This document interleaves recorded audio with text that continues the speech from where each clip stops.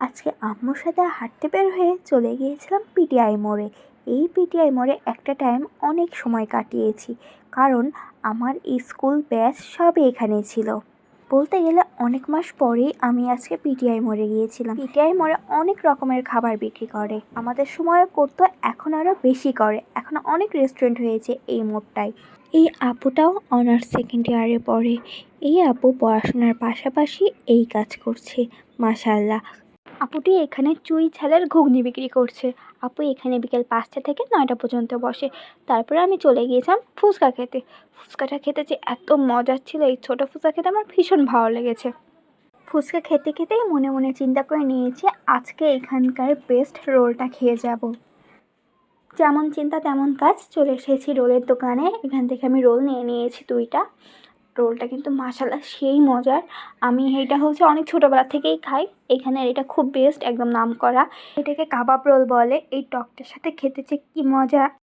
আমি তো ডুবিয়ে ডুবিয়ে রোলটা খেয়ে নিয়েছি। এর ভিতরে গরুর কাবাব রয়েছে। দেখেন, দেখতেই পেয়েছেন। মাশাআল্লাহ, খেতে কিন্তু ভীষণ ভীষণ মজা ছিল।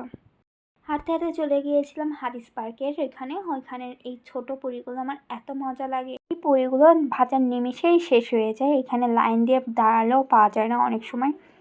আমি আলহামদুলিল্লাহ আজকে পেয়ে গিয়েছি। খেতে কিন্তু ভীষণ মজার ছিল। তারপরে চলে আসলাম তাওরাতে। এখানে এই দোকানটা নতুন করেছে, তাই ভাবলাম যে এখান থেকে একটু মোমো খাই। এখান থেকে একটা রেগুলার মোমো নিয়ে নিয়েছিলাম, সাথে নিয়েছিলাম একটা পাপড়ি চাট। অনেকদিন পাপড়ি চাট খাই না, ইন্ডিয়া যখন গিয়েছিলাম তখন খেয়েছিলাম। মোমোটাও ভীষণ মজার ছিল। গরম গরম মোমো খেতে খুব ভালো লেগেছে। আমার সাথে এরকম হবেই, আমি গরমে ধরতে পারতেছিলাম না, এই কারণে পড়ে গিয়েছিল হাত থেকে। সমস্যা নেই, আমরা এভাবেই খেয়ে নিয়েছি। রেগুলার মোমোটা ভালো লেগেছিলো বলে এখান থেকে আমি আচারি মোমোটাও নিয়ে নিয়েছিলাম। আচারি মোমোটাও ভালো লেগেছে। তারপরে এই তো দিয়ে দিয়েছে আমার ফেভারিট পাপড়ি চাট। এই ঠান্ডা ঠান্ডা পড়াতে আমার গলাটা একটু ভাঙা ভাঙা লাগছে, এই কারণে একটা চকলেট কোল্ড কফি নিয়ে নিয়েছি। মাশাআল্লাহ মজা ছিল অনেক চকলেট কোল্ড কফিটা।